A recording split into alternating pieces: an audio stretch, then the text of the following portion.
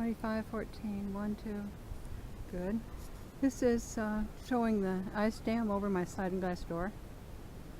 I didn't understand when I moved in that this door was damaged. It has rot at the bottom. You can put a knife, maybe a 1/4 inch, in one of the ends. And the reason it's rotted is because this deck is tilted to the house.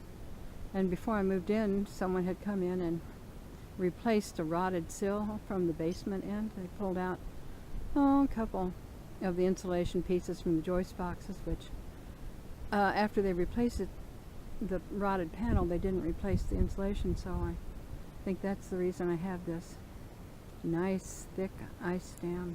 Last year it was 6 foot long, 3 inches thick, easily again, and this is just the end of January, and 1 foot wide up on the roof. There's a metal lip on the shingles that helps it slide forward, but boy, when it fell like a ton of bricks. So that's the air leak, I think, caused by the ripping out of the material underneath.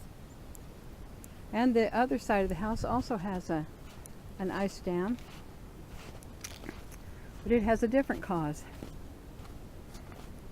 It's one of the sunniest days. Hello, little woodpecker. I've got a pileated woodpecker here too, and he has made that tree his choice. He's got about 4 big holes in it, hoping for a mate, I guess. Anyway, this is one of the sunniest days we've had in 2 months. We have very little sun up here. I don't remember this from when I raised my children in the north woods of Wisconsin.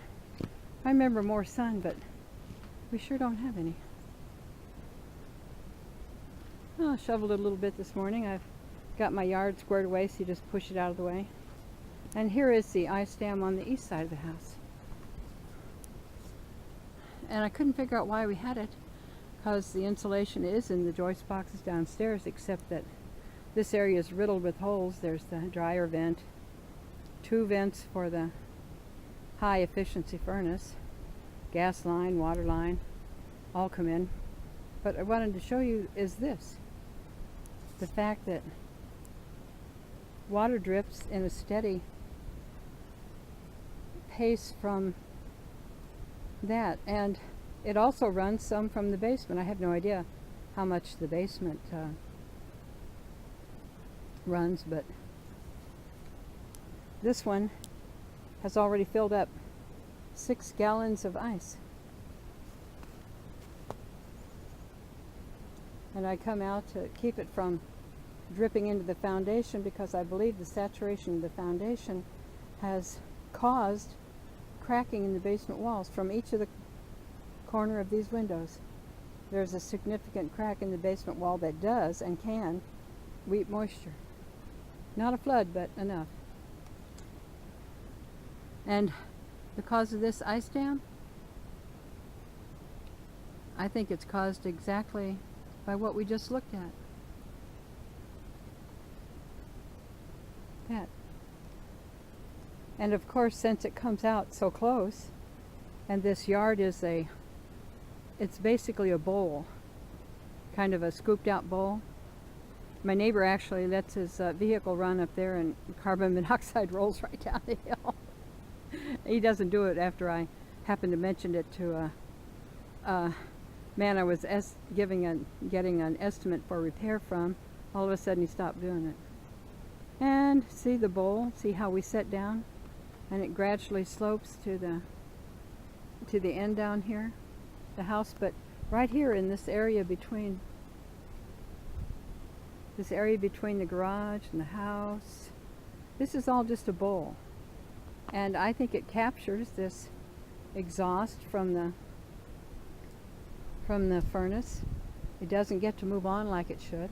And I think the intake sucks up partially exhaust from this area.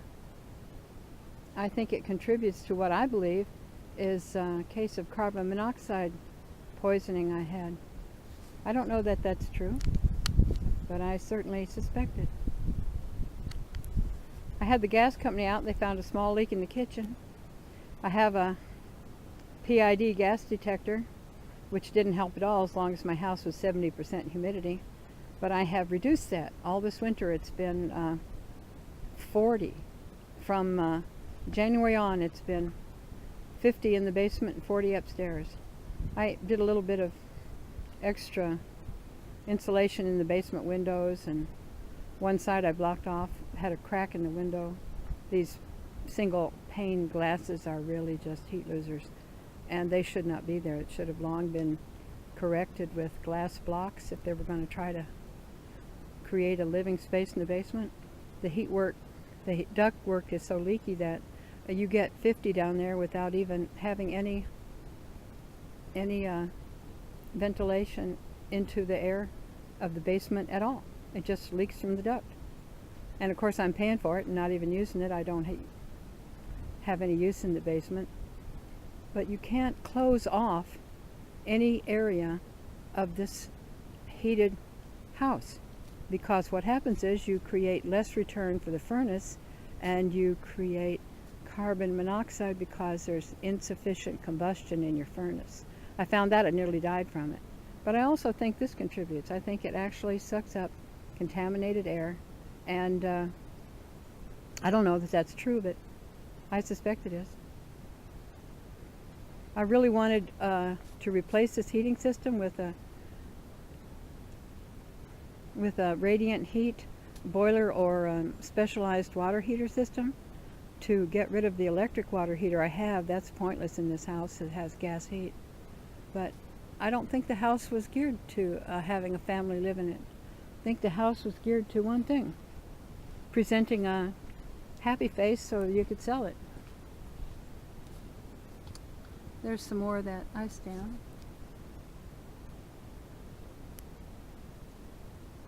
It's sliding off the roof because there's a metal edge that was installed for just the same thing.